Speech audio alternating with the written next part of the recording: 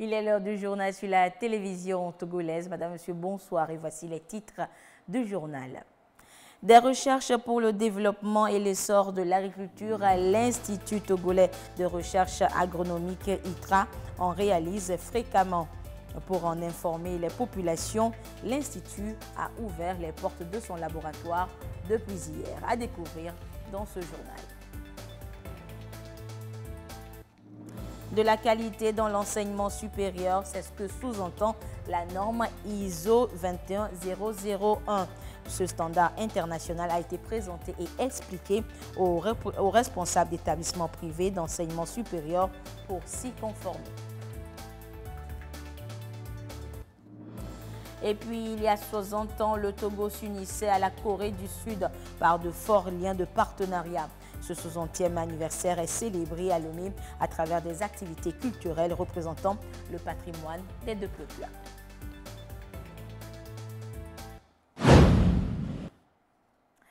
Voilà pour les titres.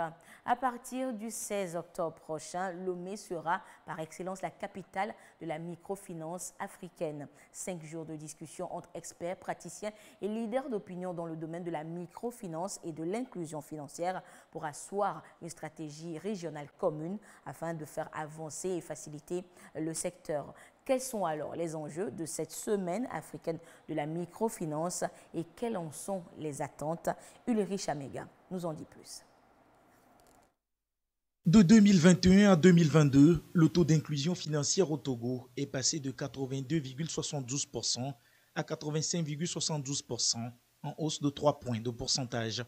Au sein de l'espace UEMOA, le pays devance le Bénin et la Côte d'Ivoire, le plaçant ainsi en première place, avec également un taux de bancarisation élevé par rapport aux pays voisins de la région.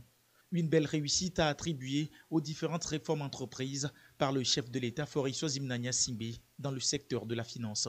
Le sujet sera au cœur de la semaine africaine de la microfinance à partir du 16 octobre prochain à Lomé, après Kigali en 2021. Des expériences que le Togo compte partager avec les acteurs régionaux dans la mise en place de bonnes pratiques lors de cette 6e édition. Événement biennal de 5 jours dédié au développement de l'inclusion financière en Afrique, il se définit comme la plus grande conférence de la finance sur le continent. Conférences, networking, formation, foire aux investisseurs, village des innovateurs entre autres. Près de 1000 professionnels du secteur de la finance inclusive sont entendus en octobre au Centre international des conférences de Lomé. Le SAM 2023 se positionne comme une plateforme d'échange et de partage des meilleures pratiques, ouvrant des discussions approfondies sur les innovations, les technologies et les stratégies visant à renforcer l'accès aux services financiers pour les populations, souvent exclues des systèmes traditionnels.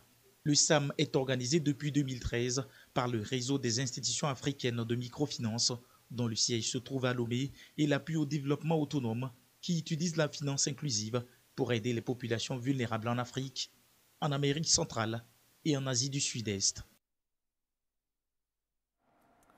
Hier, jeudi, le ministre en charge de l'urbanisme, de l'habitat et de la réforme foncière était en visite de terrain à Lomé.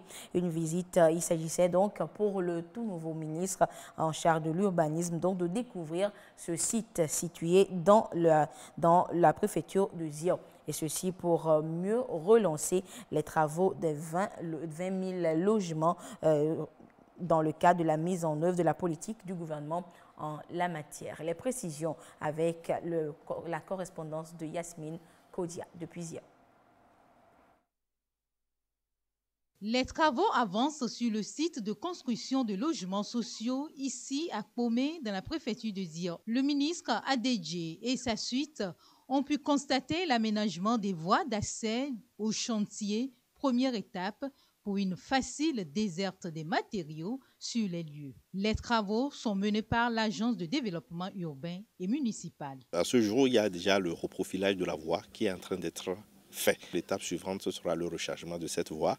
Et au même moment, nous avons profité aussi pour voir quelles seront les voies de déviation. Parce qu'effectivement, il se pose aussi un problème d'utilisation de la voie par les poids lourds, les véhicules de chantier. Donc on va voir quelle est la voie qui va permettre à ces véhicules-là de pouvoir se dévier et permettre l'évolution rapide des travaux. 20 000 logements pousseront dans quelques mois sur une surface de 1177 hectares. Le projet s'inscrit dans l'AS 1 de la feuille de route gouvernementale 2020-2025. Le gouvernement s'est donné un repère, la feuille de route gouvernementale 2020-2025, avec un certain nombre de projets en cours d'exécution, notamment le projet P7, dont l'objectif est de faire construire 20 000 logements sociaux à coût abordable. Et nous sommes aujourd'hui sur le site de Kpomé, un site de 1177 hectares, destiné à recevoir cette ville nouvelle avec les 20 000 logements. Pour également permettre aux entreprises qui vont évoluer sur ce site d'avoir l'accès qu'il faut, il nous a également paru nécessaire de visiter la voie qui y mène et voir l'état d'avancement des travaux sur ces voies-là pour que nous puissions aller vite. Au Togo, le gouvernement prévoit sur la période 2023-2025 les dépenses à hauteur de 167 milliards de francs CFA pour les logements et équipements collectifs. Lomé va abriter demain samedi 14 octobre la 3e édition de la Journée internationale du café avec comme thème « Boire le café africain construit l'Afrique ». L'Organisation interafricaine du café et le comité de coordination de la filière café-cacao ont réuni les professionnels des médias, les journalistes, cet après-midi à Lomé pour leur annoncer les couleurs de l'événement. Les précisions avec Carmen Madji à Carpo. Ce samedi 14 octobre, producteurs, transformateurs et consommateurs de café se retrouvent au centre des expositions et foires de Lomé pour célébrer le café, cette matière première la plus consommée au monde après l'eau. Eh bien, l'Organisation interafricaine du café, OIAC, va ainsi célébrer la Journée internationale du café édition 2023. L'événement est ici annoncé aux professionnels des médias. International Coffee Day c'est une journée très importante de célébrer donc le café en termes de breuvage qui est le deuxième dans ce monde et en termes de produits échangés, deuxième au niveau mondial après le pétrole. Donc c'est une journée très importante pour célébrer le café ici à Lomé. Contributing to the Africa's economy and gross domestic product. Le café est très important pour l'Afrique car il constitue une source de revenus pour au moins 60 millions de personnes sur le continent. La consommation du café africain devrait donc permettre de construire l'Afrique selon l'OIAC. Africa, which is the birthplace of coffee. L'Afrique, qui est donc le berceau du café, ne consomme pas le café. 90% de notre production est exportée en Europe et la consommation chez nous est moins de 3 kilos par population par an. Et cela, 5% en Europe, et donc c'est important de changer de stratégie. Plusieurs activités sont au menu de l'édition de Lomé, notamment des dégustations de café, des caravanes et des jeux concours dotés de prix. Le président de l'Organisation internationale du café, secrétaire général du CCFCC, comité de coordination de la filière café-cacao, Anselme Gouton, a rappelé que la célébration de la Journée internationale du café va contribuer à transformer le secteur café en Afrique et va créer de la valeur ajoutée. Et l'essor de la production du café résulte des innombrables recherches réalisées dans le secteur agricole. Malheureusement, bon nombre de ces résultats sont méconnus du public togolais. L'Institut togolais de recherche agronomique ITRA veut remédier à cela. Il a ouvert depuis hier aux Togolais les portes de son parc de technologie et d'innovation. Isaka Aruna nous y emmène. Visite guidée dans le parc de technologie et d'innovation agricole.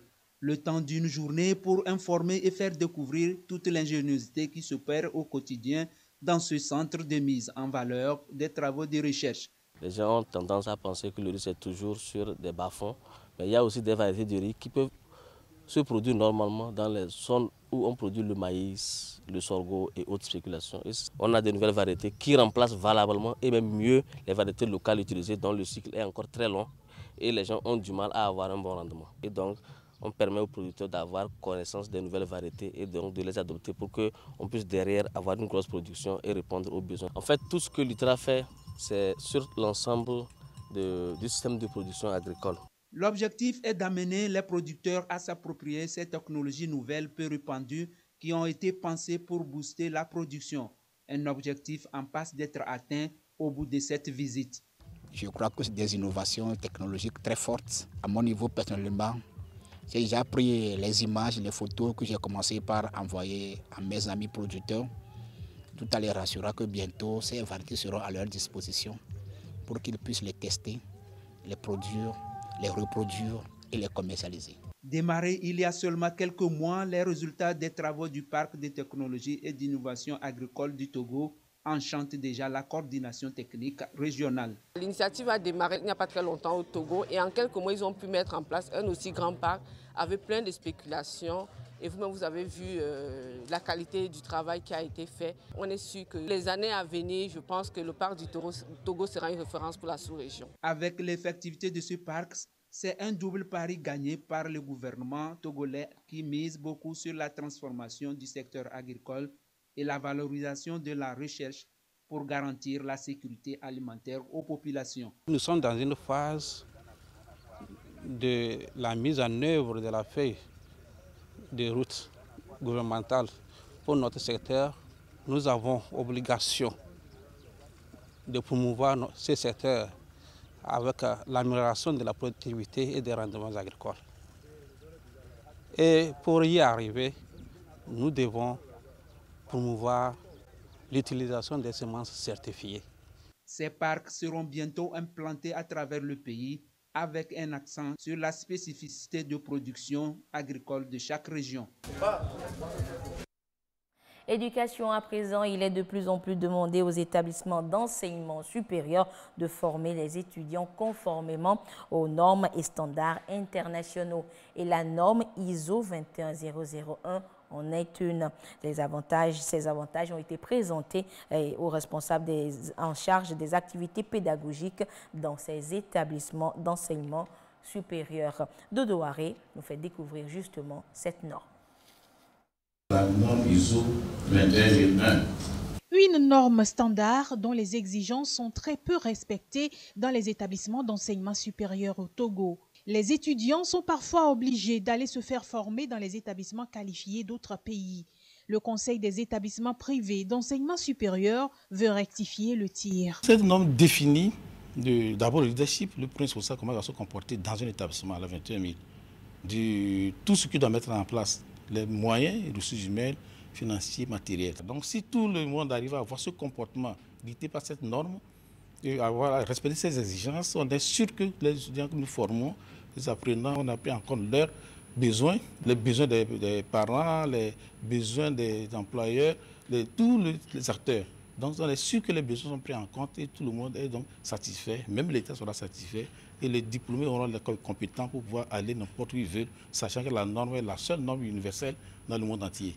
La norme 21001 est basée sur le système management de qualité qui exige des responsables d'établissements d'enseignement supérieur une rigueur dans les recrutements, la formation et la certification des diplômés. La formation donnée à une personne doit refléter ce qu'il a comme qualité préalable. Quand est-ce qu'on peut dire une personne a eu la formation, il est capable il peut avoir son diplôme. Donc il faudrait respecter ces éléments, vérifier la compétence, se rassurer que cette compétence est vérifiée avant de pouvoir le délivrer. On ne peut pas se mettre à délivrer les diplômes à des gens qui n'ont pas la compétence. La haute autorité de la qualité se porte garant pour accompagner tous les établissements qui désirent donc entrer donc dans ce système ou mettre en place ce système de management de la qualité en mettant à disposition du personnel, des consultants, des experts pour encadrer, pour former donc dans le sens de l'implémentation de cette norme dans ces établissements. Des actions qui vont renforcer la qualité de la formation au sein des établissements pour mettre sur le marché de l'emploi une main-d'œuvre qualifiée, capable d'innover, d'entreprendre et de contribuer au développement du pays.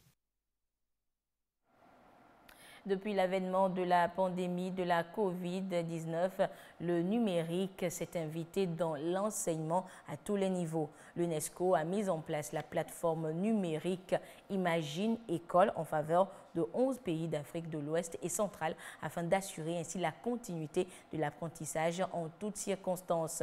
Et à Lomé, même après la fin de la pandémie, une cinquantaine d'enseignants issus de toutes les régions du pays sont sensibilisés sur l'usage optimal de cette plateforme comme outil pédagogique dans la transmission du savoir aux apprenants. Les explications avec Clarisse Aticlet. Une approche innovante dans le système éducatif, la plateforme Imagine École, mise en place par l'UNESCO à travers France Éducation Internationale pendant la pandémie de Covid-19. Il est question d'en faire aujourd'hui un outil pédagogique numérique d'enseignement au profit de 11 pays d'Afrique de l'Ouest et centrale. La motivation de l'UNESCO en mettant en place l'initiative Imagine École était de mettre à la disposition des pays partenaires de l'initiative un ensemble de ressources numériques qui pouvaient servir aux enseignants pour développer leur enseignement en utilisant des ressources numériques et qui pouvaient servir aussi aux élèves, voire aux familles, pour assurer la continuité pédagogique dans des situations de crise telles que celles que nous avons connues lors de la crise sanitaire Covid qui a frappé le monde entier, mais aussi dans d'autres contextes. Une des particularités du dispositif et de l'initiative Imagine École est d'une part de mettre à la disposition des enseignants et des élèves un ensemble de ressources qui sont directement utilisables pour les apprentissages, pour apprendre à compter, pour apprendre à écrire, pour apprendre à parler, pour apprendre plein de notions sur la géographie, entre autres, mais aussi dans le domaine des sciences. Mais il y a aussi un autre volet qui est celui de la formation des enseignants et des cadres pédagogiques au numérique pour enseigner. L'initiative Imagine École vise à rendre le système éducatif plus résilient. Plus de 3000 ressources en mathématiques et français y sont déjà disponibles. Les enseignants venus des différentes régions sont appelés à s'approprier et à exploiter de manière optimale la plateforme du Togo dénommée Baobab comme outil pédagogique. Des ressources ont été mises sur cette plateforme et ça permet donc aux enseignants d'utiliser ces ressources pour continuer l'apprentissage éducation. Les formateurs sont revenus pour renforcer les capacités de nos enseignants pour pouvoir continuer à utiliser ces ressources éducatives pour leur activité d'éducation-apprentissage. Tous les contenus d'enseignement, toutes les informations autour pour préparer un cours dont les enseignants ont accès à toutes ces ressources. Imagine École est donc une nouvelle méthode de transmission des connaissances basée sur le numérique. L'UNESCO offre ainsi l'opportunité au système éducatif africain d'intégrer le numérique en leur sein afin de ne pas se laisser dépasser par l'évolution technologique actuelle. Hors du Togo, il y a déjà un mois que la Libye était frappée, endeuillée par des inondations sans précédent.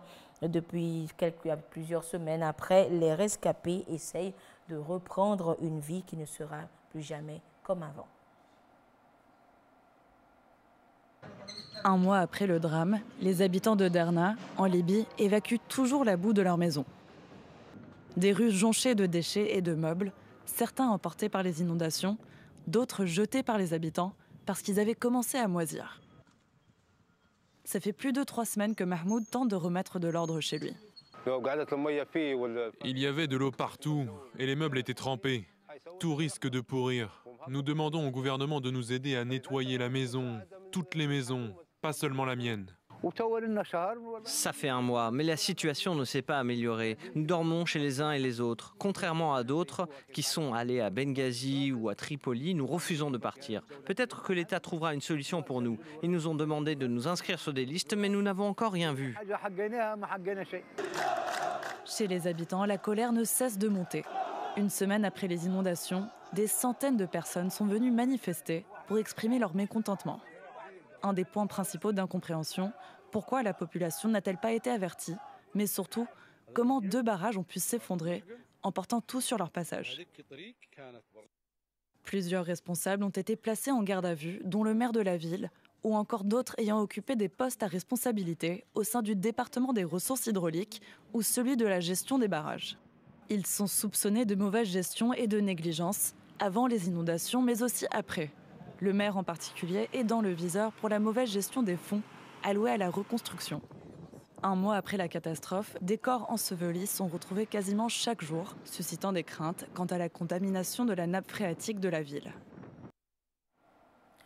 La Corée du Sud et le Togo, je vous le disais en titre, célèbrent le 60e anniversaire de leurs relations diplomatiques. L'événement est marqué par une journée culturelle au Palais des Congrès de Lomé. Norbert Agbidiano et Carmen Madje Akakpo nous font découvrir la richesse culturelle de ces deux pays. De belles prestations musicales ont marqué la célébration du jubilé de diamant des relations diplomatiques entre la Corée et le Togo.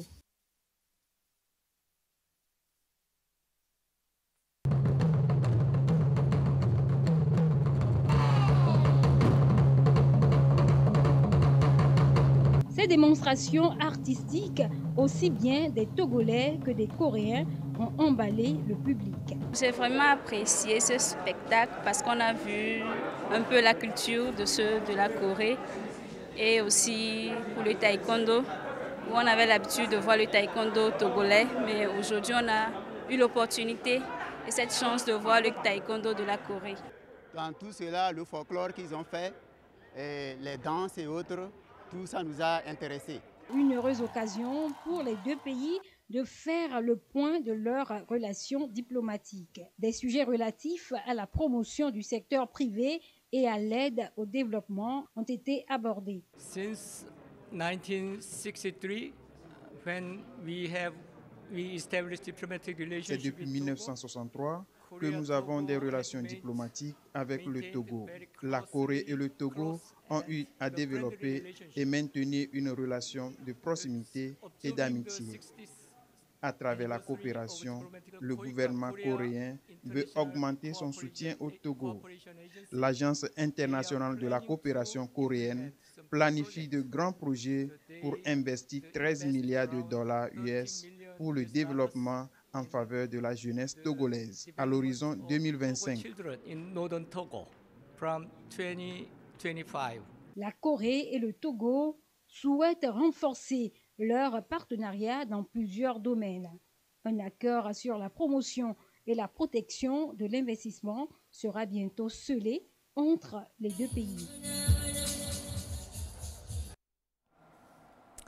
Une conférence et des échanges ont également été organisés autour des thèmes de la paix et de la stabilité socio-économique. Et c'était à Lomé. Le compte rendu avec Christine Pechekialodem. La paix et la stabilité socio-politique pour un développement inclusif et durable. Sujet au cœur de cette conférence débat qui marque les 16 ans d'existence du collectif des jeunes pour le développement CJD.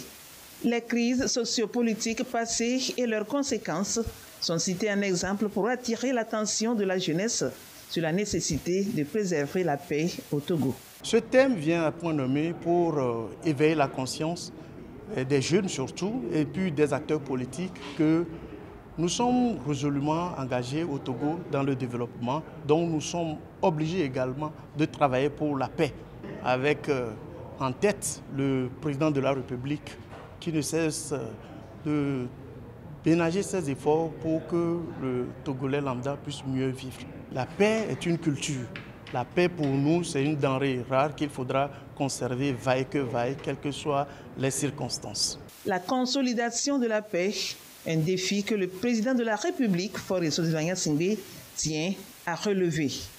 Les efforts engagés pour un Togo prospère et sécurisé sont ici salués. Le CJD œuvre dans le social, mène des activités pour le bien-être des couches vulnérables et participe à la lutte pour un climat de paix, gage d'un développement durable. Et la culture thème était à l'honneur lors d'un festival culturel, le festival Stratman Cissé, qui s'est déroulé du côté de Sokodé. Retour sur ce festival donc avec Désiré Aloy.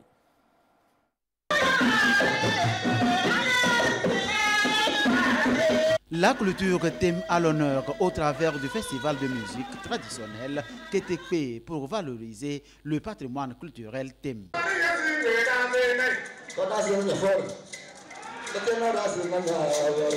Une dizaine de groupes sur scène pour prester et exprimer leur savoir-faire culturel. Rencontre festive qui renforce la sensibilité artistique du public et surtout des jeunes. Et pour dire merci au chef de l'État qui accorde une attention particulière à l'éducation et à la valorisation culturelle. Tout cet effort que le chef de l'État est en train de mettre sur l'éducation, nous voulons dire merci au chef de l'État que nous, en tant que Stratman Cissé, nous sommes dans le mois de consommer local. Et notre entreprise transforme des produits locaux. Nous voulons dire merci aussi au chef de l'État pour son engagement culturel. Rendez-vous qui cadre avec le mois du consommé local pour inviter les populations à consommer ce que nous produisons sur place. Nous avons aimé, cela nous a émerveillé d'ailleurs à travers les sonorités, le message que porte ce genre musical. Il ne faudrait pas que notre culture, nos musiques, nos savoir-faire traditionnels disparaissent comme ça, non. Donc la société Stratman est vraiment sur une bonne voie et nous devons l'encourager dans ce sens. Stratman Cissé, le promoteur, ont ensemble œuvré pour la consolidation de la paix, la cohésion sociale, le vivre ensemble, facteur de développement global. Tous les messages que nous avons dû voir, c'est des messages de vivre ensemble, des messages de la paix, des messages de préparation des citoyens togolais. Alors vous savez, nous devons maintenant le vivre ensemble. C'est bien le thème qui unit tous les Togolais. C'est en ce sens-là que nous avons apprécié l'initiative de Cissé.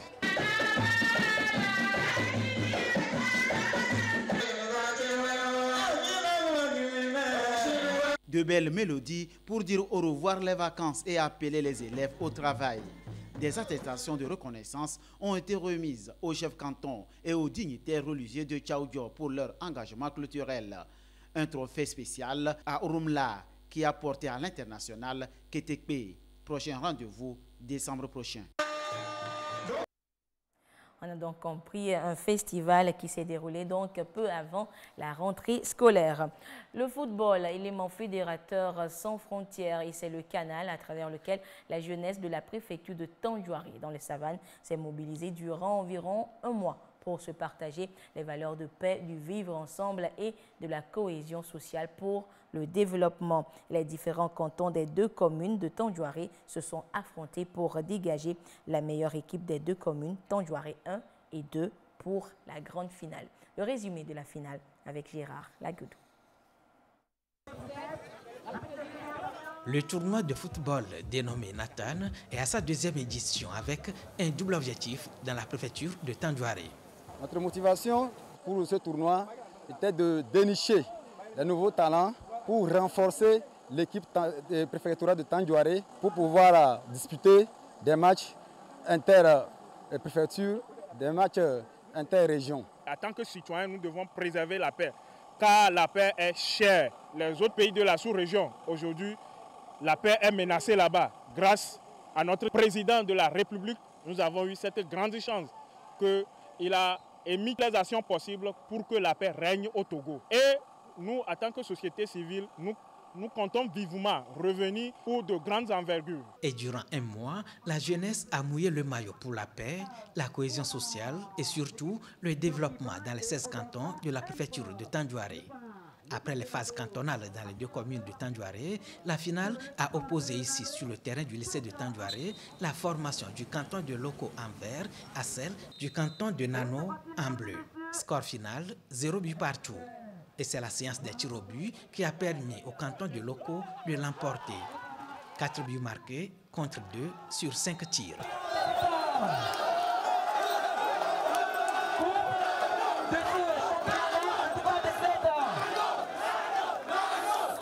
n'y a pas de perdant ni de gagnant. C'est toujours la préfecture de Tandjouaré qui gagne. On est ensemble, on évolue ensemble pour que le développement de Tandjouaré aille de l'avant. Le message de la paix, vivre ensemble et de la cohésion sociale, gage de développement intégral, est bien passé. Je suis vraiment satisfaite parce que tout s'est bien passé, au-delà même de mes attentes.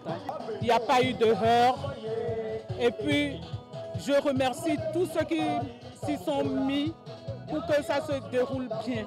Pour les prochaines éditions, l'association Nouvelle Dynamique et un changement pour un développement durable, NDCD et bien d'autres promoteurs ambitionnent d'étendre le tournoi Nathan à toutes les préfectures de la région pour la pérennisation de la paix et le développement des savanes.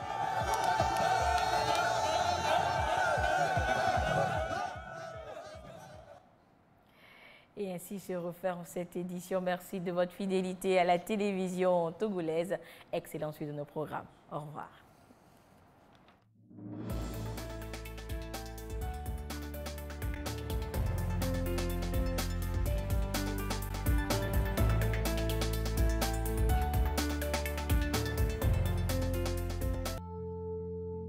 L'instant météo avec l'Agence nationale de la protection civile.